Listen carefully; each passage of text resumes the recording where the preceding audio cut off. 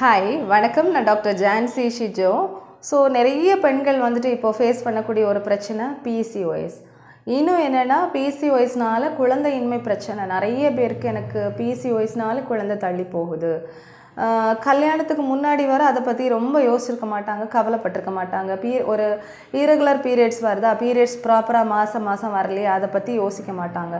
Hairfall, ஒரு முகத்தில் நிறைய பிம்பிள்ஸ் இருக்கா, ஸோ வெளியே தான் ஃபேஸ் பேக் போடுறது, ஃபேஸில் க்ரீம் போடுறதுன்னு சொல்லிட்டு எக்ஸ்டர்னல் ஒரு பியூட்டி கான்ஷியஸாக பிள்ளைங்க வந்துட்டு ட்ரீட்மெண்ட் பண்ணுவாங்க. இப்போது எப்போ பிரச்சனை அப்படின்னா வெயிட் அதிகமாக போடுறது, அதை பற்றியுமே ரொம்ப கவலைப்பட மாட்டாங்க. எப்போ ஒரு டாக்டர்கிட்ட வருவாங்க அப்படின்னா கல்யாணம் ஆகி ஒரு 2 வருஷம் 3 வருஷம் ஆகுது அப்படின்னா குழந்தை தங்க மாட்டேங்குது டாக்டர், பீரியட்ஸ் ஒழுங்காக வர மாட்டேங்குது டாக்டர், வெயிட் வேறு அதிகமாக போட்டிருக்கேன் அப்படின்னு அந்த கண்டிஷனில் தான் டாக்டரை பார்க்குறதுக்கு வருவாங்க. ஸோ அப்போது ஸ்கேன் பார்க்கும்போது ஒரு பிசிஓஎஸ் இம்ப்ரெஷன் இருக்கிறது அப்போ தான் நம்ம நோட்டீஸ் பண்ணுவோம். பிசிஓஎஸ் இருக்கிற மெஜாரிட்டி ஆஃப் பெண்களுக்கு வந்துட்டு குழந்தை ரெகுலராக தங்கும் பிரச்சனை இருக்காது. ஸோ சிலருக்கு தான் பிசிஓஎஸ்னால் வந்துட்டு குழந்தை தங்குறதுல கொஞ்சம் டிலேட் ஆகும். இப்போது மற்ற டெஸ்ட் எல்லாமே பார்த்துருப்பாங்க, எல்லாமே நார்மல், பிசிஓஎஸ் தான் பிரச்சனை, பிசிஓஎஸ் கரெக்ட் பண்ணால் குழந்தை தங்கும் அப்படின்னு டாக்டர்ஸ் சொல்லும்போது தான் ஓகே இந்த மாதிரி ஒரு பிரச்சனை இருக்குது, இதை எப்படி சரி பண்ணுறது, எதனால் வருது அப்படின்னு ரொம்ப டெப்த்தாக திங்க் பண்ண ஆரம்பிப்பாங்க. ஸோ இந்த பிசிஓஎஸ் அப்படின்னா என்னென்னா, பிசிஓஎஸ்னால் ஒரு ஹார்மோன் பிரச்சனை. அதிகமாக பார்த்திங்கன்னா நம்மளோட லைஃப் ஸ்டைல்னால் வரக்கூடிய ஒரு ஹார்மோன் ப்ராப்ளம் அப்படின்னு சொல்லலாம்.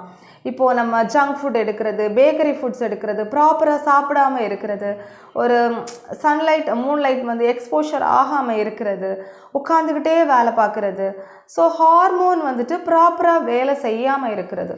நமக்கு பீரியட்ஸ் வந்துட்டு மாதம் வரணும்னா நம்ம கருமுட்டை வந்துட்டு மாதம் அழகாக ப்ராப்பராக வளர்ந்து வரணும். அதுக்கு ஹார்மோன்ஸ் தேவை. பிரெயினில் இருந்து நமக்கு சிக்னல் வரணும், வந்தால் தான் இங்கே வந்துட்டு கருமுட்டை வந்துட்டு வளரும், உடஞ்சி வரும் ப்ராப்பராக.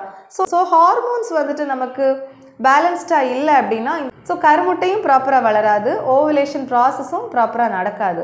ஸோ அதனால தான் குழந்தை தங்குறதுல வந்துட்டு நமக்கு டிலேடாக இருக்கிறது.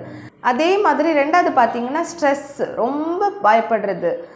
நம்ம ஸ்கேனில் பிசிஓஎஸ் அப்படின்னு பார்த்துட்டோம் அப்படின்னா நம்ம உட்காந்து ஒரி பண்ணிகிட்டே இருப்பாங்க, இந்த பிசிஓஎஸ் எப்படி சரியாகும், பிசிஓஎஸ் சரி ஆகலைன்னா எப்படி நமக்கு குழந்தை வந்துட்டு தங்கும் அப்படின்னு உட்காந்துட்டு அதை பற்றியே யோசிச்சுட்டு இருக்கும்போது இந்த ஸ்ட்ரெஸ் ஹார்மோன்ஸ் அதிகமாகும்போது ஹார்மோன் இம்பேலன்ஸ் நடக்கும்.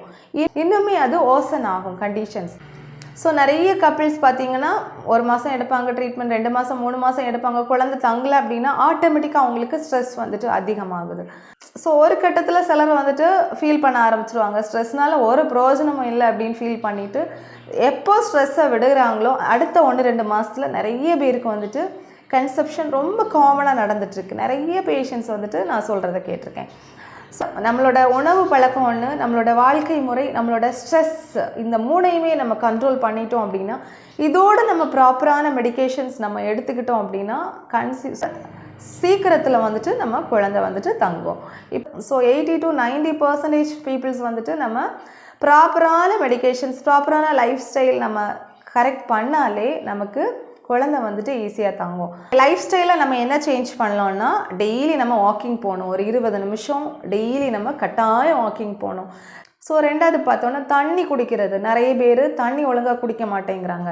ஒரு நாளைக்கு 2-3 லிட்டர் நம்ம தண்ணி குடித்து ஹைட்ரேஷனாக வச்சுக்கிட்டோம் அப்படின்னா ஹார்மோன்ஸ் வந்துட்டு ப்ராப்பராக வேலை செய்கிறதுக்கு இன்னும் யூஸ்ஃபுல்லாக இருக்கும்.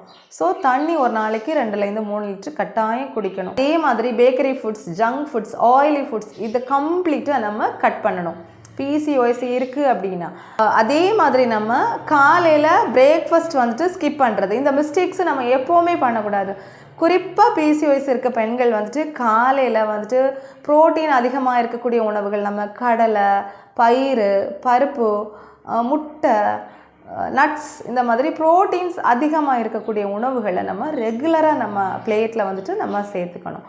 ஸோ இதோட ஹோமியோபதி நம்ம எப்படி வேலை செய்யுது அப்படின்னா, ஹோமியோபதி வந்துட்டு பிசிஓஎஸ்ஸை சரி பண்ணுறதுக்கு ரொம்ப அருமையாக ஹெல்ப் பண்ணுது. பீரியட்ஸ் நார்மலாக வரதா இருக்கட்டும், ஹார்மோன் ரீஸ்டோர் பண்ணுறதா இருக்கட்டும், ஹோமியோபதி மெடிசன்ஸ் அழகாக ஹெல்ப் பண்ணும். இப்போ ஸோ ஹோமியோபதியில் பிசிஓஎஸ்க்கு கல்கேரியா கார்பு, பல்சட்டிலா, லாக்டிசிஸ், எபிஸ் மெலிஃபிகா, செப்பியா இப்படின்னு நிறைய மெடிசன்ஸ் இருக்குது.